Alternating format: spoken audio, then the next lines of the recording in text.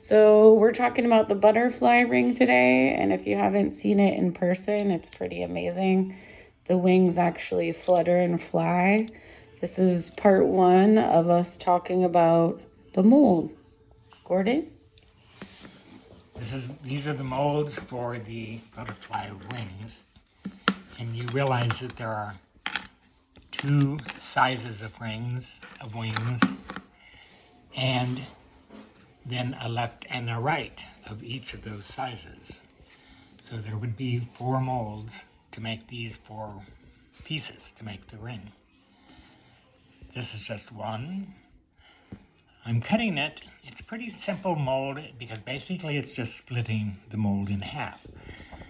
The tricky parts are when you get down past the sprue and toward the wing, you have both the hinge part here, as well as then all those little sections that are between the parts of the veins of the wing. Those are each a piece of rubber that needs to be stretched out and cut in such a way that it falls apart very easily, goes back together as well, and divides the wings evenly so that you don't have a lot of gap or change that you can't really work with easily in the metal. The hinge then is the piece that has to be cut open so that it flexes out. That would pull it out of the wax, because of course we're thinking backwards. The wax is going to be a positive of this negative space.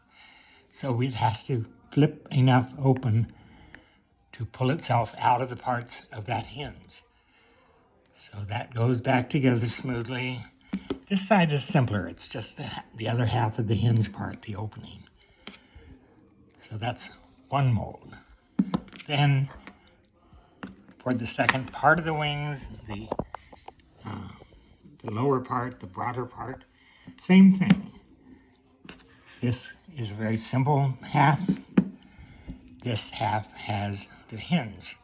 So Gordon, when you cut this mold, you were pulling it apart, you had to do these cuts first and then the cells? Yes, because I start at the top, at the sprue button.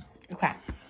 And then pull it open until gradually I'm getting down to where I flex it to get the hinge free.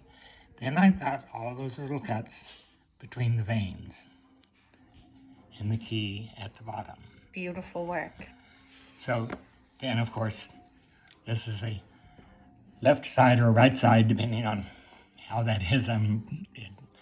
Anyway, that would be the second version, the left version or right version of this mold. Fabulous. And this was made in 2001. How long did it take you to carve this wax?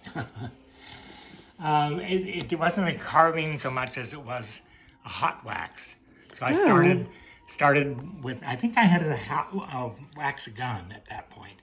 But actually it's very easy to lay up wax wire or to draw it on a glass plate and let it curl up and dry, cool. And then you can shape it and finish working both sides. Well, thanks for sharing with us. Sure. Learn